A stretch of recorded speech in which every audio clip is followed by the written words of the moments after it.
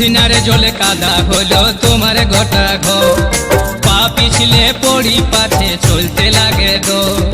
উঠনারে জলে কাদা হলো তোমার গোটা ঘর, পা পিছলে পড়ি পাছে চলতে লাগে গো। তোমার ঘরের মাঝায় ও বেহান, তোমার ঘরের মাঝায় শ্যাওলা জমেছে।